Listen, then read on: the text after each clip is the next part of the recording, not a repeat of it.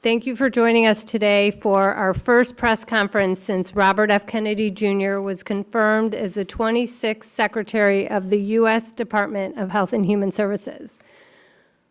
Welcome to the press and the supporters of the MAHA movement who are here today to listen to Secretary Kennedy and Walter Zaharadny's remarks regarding the CDC's latest Autism and Developmental Disabilities Monitoring Network survey that was published yesterday in the CDC's Morbidity and Mortality Weekly Report. I am honored to introduce to you Secretary Robert F. Kennedy, Jr.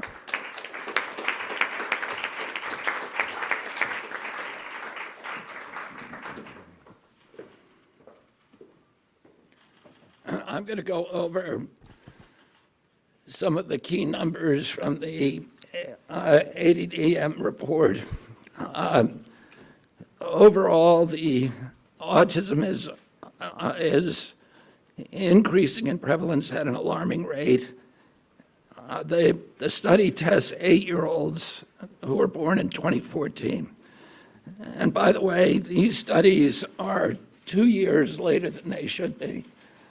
And one of the things that we're going to do as we move this function to the Administration for a Healthy America, to the Chronic Disease Division, the new Chronic Disease Division, is we are going to have updated real-time data so that people can look at this, so Americans can understand what is happening with chronic disease in this country in real time, and not have to wait 2 years to react.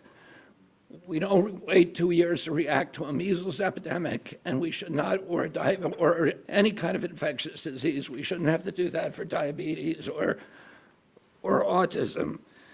The ASD prevalence rate in 8-year-olds is now 1 in 31. Shocking. There's an extreme risk for boys.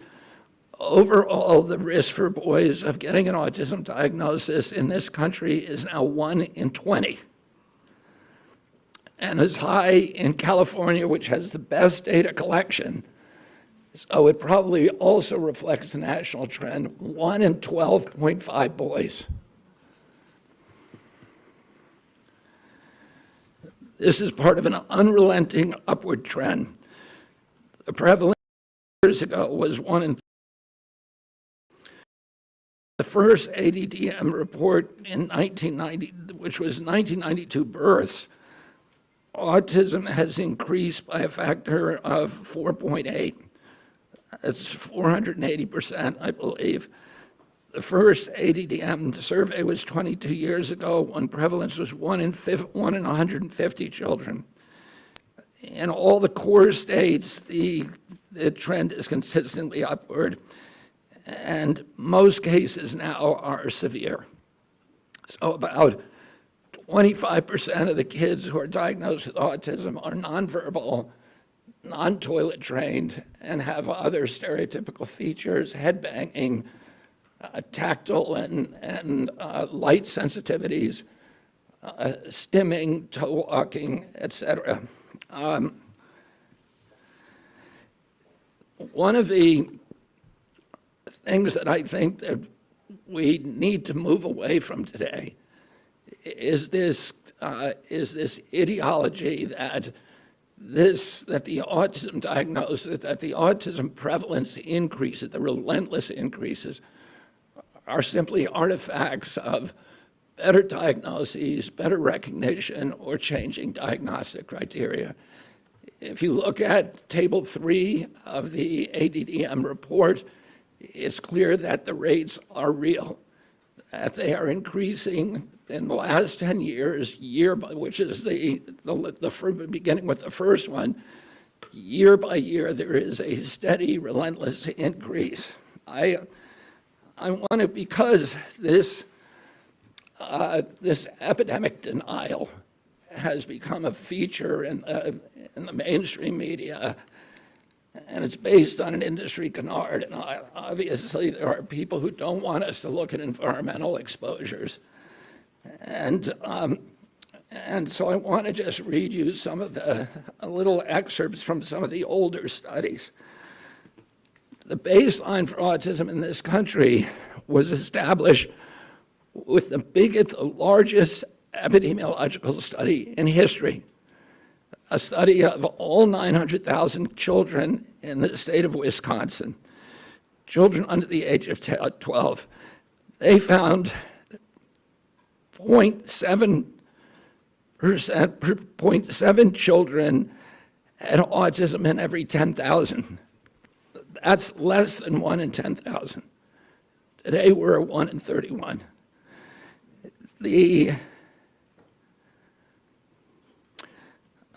That study also confirmed the 4-to-1 male to female ratio. There were at that time just over with autism, and today it's around 20,000. In 1987, there was another exhaustive study, a peer-reviewed study in North Dakota, set out to count every child in the state with a pervasive developmental disorder, including autism. That study meticulously combed through every record, every diagnosis, and he even conducted in-person assessments of the entire population of 180,000 children under 18. The autism rate they found was 3.3 per 10,000. So that's in line with the 1 in 10,000 that was found in Wisconsin 17 years earlier. For context, today, the last number of 1 in 36 is 83 times higher.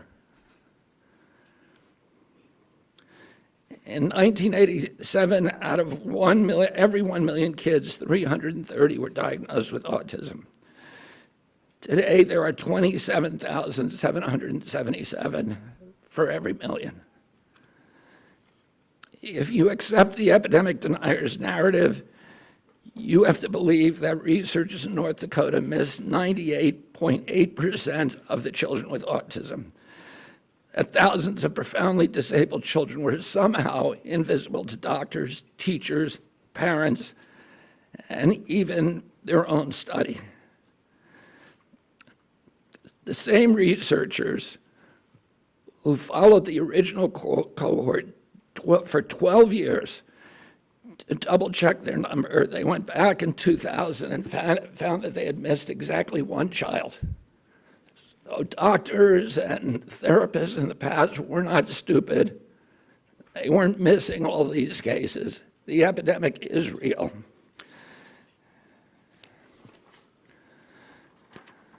Between 1959 and 1965, researchers from 14 hospitals associated with major universities undertook the National Collaborative Perinatal Project, tracking 30,000 children from birth to age 8.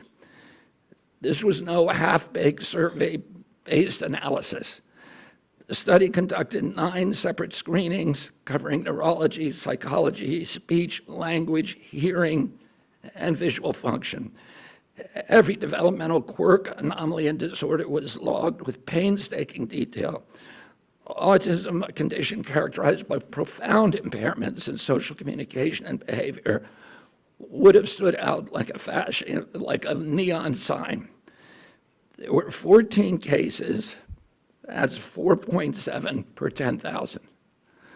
So we know what the historic numbers are, and we know what the numbers are today. And it's time for everybody to stop attributing this to this ideology of epidemic denial. In 2009, the California State Legislature charged the Mind Institute at UC Davis because this myth was already becoming pervasive, the myth of epidemic denial was already becoming pervasive in the mainstream media. The California legislature directed the Mind Institute at UC Davis to answer the question. And Irva Hertz-Pichota was a highly esteemed, revered scientist, neurology, and epidemiologist, came back with a definitive answer: the epidemic is real. Only a very, very small portion of it can be changed to can be charged to better recognition or better diagnostic criteria. I want to say a couple of other things. There are many, many other studies that affirm this. And instead of listening to this canard of epidemic denial, all you have to do is start reading a little science, because the answer is very clear. And this is catastrophic for our country. There's a recent study by Blaxell et al. And a team of other researchers that said that the cost of treating autism in this country by 2035, so within 10 years, will be $1 trillion a year. This is added to already astronomical healthcare costs. And then there's an individual injury. These are kids this is a preventable disease. We know it's an environmental exposure. It has to be. Genes do not cause epidemics. They can provide a vulnerability. You need an environmental toxin.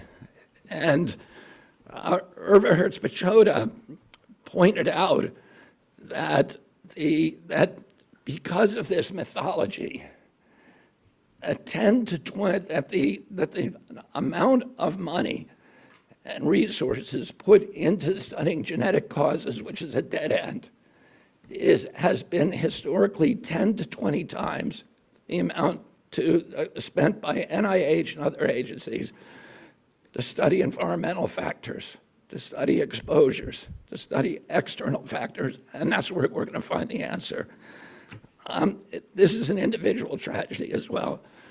Autism destroys families. More importantly, it destroys our greatest resource, which are our children. These are children who should not be suffering like this. These are kids who, many of them were fully functional and regressed because of some environmental exposure into autism when they're 2 years old. And these are kids who will never pay taxes. They'll never hold a job. They'll never play baseball. They'll never write a poem. They'll never go out on a date. Many of them will never use a toilet unassisted. And we have to recognize we are doing this to our children, and we need to put an end to it. And I think I'm going to have Walter Zaharodny, who is the most senior researcher for this project for ADDM and has been doing this for many years, to come up and say a little.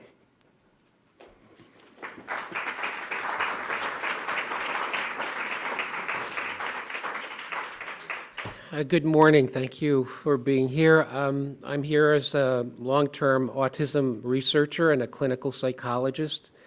I wear two hats, one with patients and families, trying to help them get to a diagnosis and to interventions and treatments, but also for the last 20-plus years as the director of the New Jersey Autism Study, which is a CDC-sponsored autism surveillance system.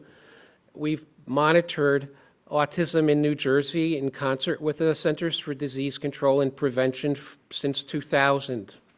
When we began our endeavor with CDC, we expected to do maybe 2 or 3 baseline studies to establish how many children have autism, because it was not expected that autism prevalence would increase. Other childhood disabilities, neurologic disorders do not increase or change over time. But somehow, for some reason, with autism, everything was different. Autism went from being a very unusual, rare disability, which affected, as the secretary said, 1 child in maybe 10,000, to being known in every community, every school district, every center that cares for children with disabilities. Autism is real. It's a true disability. It's not a personality quirky issue. Everything has changed for the individual with autism, and while there's a wide range of expression, it does change the family, and it does inevitably change the community and the society in which we find it. Autism prevalence has increased very dramatically. It's increased in New Jersey, where we have excellent resources and access to services, and it's increased in all the states in the network. It's increased not only by the CDC ADDM network, active surveillance activities, but it's increased according to federal IDEA statistics and information from of surveys. It is a true increase. There is better awareness of autism, but better awareness of autism cannot be driving a disability like autism to increase by 300% in 20 years. That's what we saw in New Jersey. That's what the CDC report of yesterday indicates. And that's what, in my opinion, future reports from will show. The data provided in yesterday's report strongly suggests that not only is this a high point of autism prevalence, but in the future, rates can only be higher. Autism deserves to be treated as a real public health phenomenon, and I would say is an urgent public health crisis. It's not just that we're more astute or perceptive. It's not like 2 or 3 children out of for every one with autism has remained invisible. Autism is striking, and the consequences are lifelong. So I would urge everyone to consider the likelihood that autism, whether you call it an epidemic, a tsunami, or a surge of autism, is a real thing that we don't understand, and it must be triggered or caused by environmental or risk factors. We need to address this question seriously because, in my opinion, for the last 20 years, we've collected data but not made real progress in understanding what causes autism or how to effectively prevent it or treat it effectively. So I urge you to read the report very carefully. I urge you to do something that nobody does and go into the many supplemental tables and see that autism is a true phenomenon and that we need a correct perception, not a perception that allows us to just provide services without understanding the root causes or the true factors at play. So thank you for your attention. I wish we could answer questions. I think we can. Let me just say one other thing. I referred to a number of studies. There are many, many, many others in the scientific literature that absolutely explode this mythology that this is, that the autism epidemic is not real. If you read the literature, it is absolutely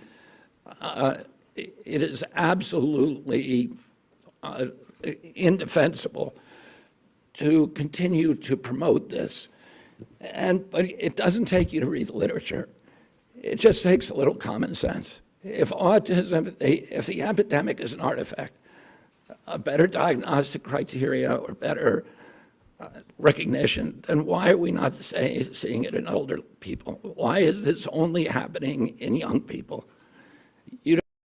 Walter, before we came out here, I said, have you ever seen anybody our age? I'm 71 years old with full-blown autism, head banging, nonverbal, non-toilet trained, stimming, toe walking, these other stereotypical features. Where are these people walking around the mall? You can't find them. They're not in homes. There are no homes for them. There are no institutions for them. Why are we seeing them on the street? Anybody can look around and see that this is a canard. And then you have to ask yourself, why is it so pervasive? Why has it been thrown up against us for so many years? And clearly there are industries. This is coming from an environmental toxin. And somebody made a profit by putting that environmental toxin into our air, our water, our medicines, our food. And it's to their benefit to say, to normalize it, to say, this is all normal, it's always been here. But that's not good for our country, and it's not good for the press to not be more inquisitive, to not be more skeptical. And within 3 weeks, and probably we're hoping in 2 weeks, we're going to announce a series of new studies to identify precisely what the environmental toxins are that are causing it. This has not been done before. And we're going to do it in a thorough and comprehensive way, and we're going to get back to with an answer to the American people very, very quickly. Secretary Kennedy. Great, thank you. Yeah, go ahead. Secretary Kennedy, I was not diagnosed with autism in 1994 when I initially did it. It took me 5 years to get diagnosed later. You also talked about the fact that the numbers increased with Black and Latino people, but your own study says these findings may indicate that improvements in ASD awareness, identification, and access to services in communities among Black and Latino, Hispanic, and API children have improved. Do you think that, are you denying that in the past Black, Latino, and AAPI people had not been diagnosed? They've been diagnosed with behavioral disorders, they've been disciplined, they've been incarcerated, and now they're finally getting the services that they need. Oh yeah, and there are small slivers of the autism epidemic, maybe 10% to 25% according to the studies. Highest studies are around 25%. That can be attributed to better recognition and better diagnosis. That means 85% are still, or 75% to 80% are part of an epidemic, and that's too many. And that is what we need to redress. Walter, do you have something you'd like to add? There's better recognition of autism and better awareness because there are more children with autism, and the professionals have greater reason to learn from what their experience and to diagnose. I wish the contrary was true, but it's not like better awareness pushes something that's not there. Rather, something that's there is being recognized. Can you please say your first and last name and outlet before asking a question? By the way, my name is Eric Garcia, the Independent. Thank you.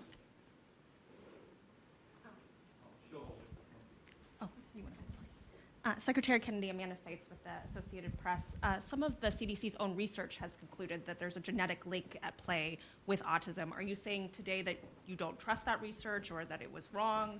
Could you expand a little bit more on that? No, there is, we have really good genetic markers now, and they provide a vulnerability. But those genetic markers alone are not going to dictate your destiny. You need an environmental toxin. I mean, there are many genetic markers that dictate the methylation capacity of the human body. Those contribute to, those dictate, listen, with many people smoke cigarettes, and only 1 in 5 died from lung cancer. There were 4 of them that didn't. And those were the ones that had some circumstances, probably genetic, that made them more susceptible to it. And the same is true. We know that that glutathione production, and glutathione is an enzyme that helps the human body excrete metals and toxins. People with low glutathione production are more vulnerable. People with the MTHFR gene, which dictates methylation, are more vulnerable. People with high testosterone are more vulnerable. So there are a lot of genetic vulnerabilities. You need an environmental toxin. Alex at Fox. Alex? Hi, Alex Hoff, Fox News. In seeking out an environmental toxin, do you feel that if one or several are detected on the radar, do you think it would be the same one causing issues at both ends of the spectrum? Children who struggle with, let's say, sensory issues, all the way to those who are fully care dependent, unable to speak. Would it be the same catalyst in all of those varying conditions, you think? Well, those are the kind of studies we're going to do. And you're right, there's a spectrum of injuries, and we don't know. There are studies that, that look at maternal activation, so that, something happens in the womb. There are studies that look at other genetic cause. The issue that we know is genes don't cause epidemics. You need an environmental toxin. And we're going to look at all the potential culprits. We're going to look at mold. We're going to look at food additives. We're going to look at pesticides. We're going to look at air and water and medicines. So, we're going to look at ultrasound, because there's a timeline that, something happened. In fact, Congress said to EPA, ordered EPA to tell us what year the autism epidemic began. The EPA scientists came back and said it happened in 1989. Oh, you have to find a toxin that became ubiquitous around that time period. And that affected every demographic, from Cubans in Key Biscayne to Inuit in Alaska. And that affects boys at a 4-to-1 ratio as girls. There's a limited universe of those, but actually it's quite large. And, Irva Hertz-Pichota was the one who suggested that, one of the things we have to look at is ultrasound. I don't think that that's probably a factor, but it's one of the exposures that became ubiquitous during that period. And we're going to look at all of them agnostically. We're going to find the potential exposures that increased during that time period. And we're going to we're going to see if there is a link to this injury. Thank you. Nathan at Epoch Times. I'm sorry, can I please go? I've been No, waiting. Nathan. Give him his chance to speak. Nathan. Yes, Nathan Worcester with Epoch Times. During that same time period of increasing autism prevalence or diagnoses, there's also been a significant increase in maternal and paternal age. Couldn't that be a significant contributor With what? beyond maternal and paternal age? Yeah, we're going to look at all of that. We're going to look at obesity in the parents. We're going to look at the age of the parents. Diabetes in the parents. We're going to look at all of these potential exposures. And because of AI and because of the digitalization of health records and the mass of health records that are now available to us, we can do this much more quickly than has ever been done in the past. Cheyenne. This is our last question. Thank you. Do you still pledge to have answers by September, or is that going to be the beginning of this process? And are you open to following the science regardless of whether it confirms some of your expectations or not? Yeah, I mean, we're gonna follow the science no matter what it says, and we will have some of the answers by September. You know, it's going to be an evolving process. We're going to issue grants the way that it's always done to university researchers and others. We're going to remove the taboo. People will know they can research and they can follow the science no matter what it says, without any kind of fear that they're going to be censored, that they're going to be gaslighted, that they're going to be silenced, they're going to be defunded, delicensed, and we're going to give them permission to do this research. And then we're going to open it up to the research community, and we're going to task them with certain outcomes, and we're going to have them come and bid on how to do the research. This is all being run by Jay Bhattacharya and you know, I think Martin Koldorf may be also working on this, on designing the grant proposals. So it's going to be done by credible scientists, by the most credible scientists from all over the world, and we're going to do it very, very quickly.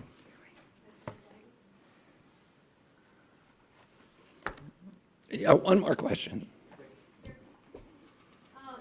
Once you You identify yourself. sorry, I'm Emma Bevins with Fierce Healthcare.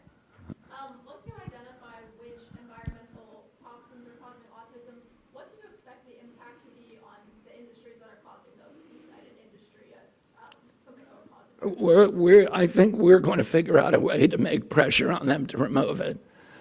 And I think also market forces that also exert pressure on them to remove it. And you know, I want to say that I'm very grateful to President Trump, because he tasked me on day one of this job with making this a priority, of finding out what's causing the autism epidemic, and we are going to do it for him. Thank you all very much.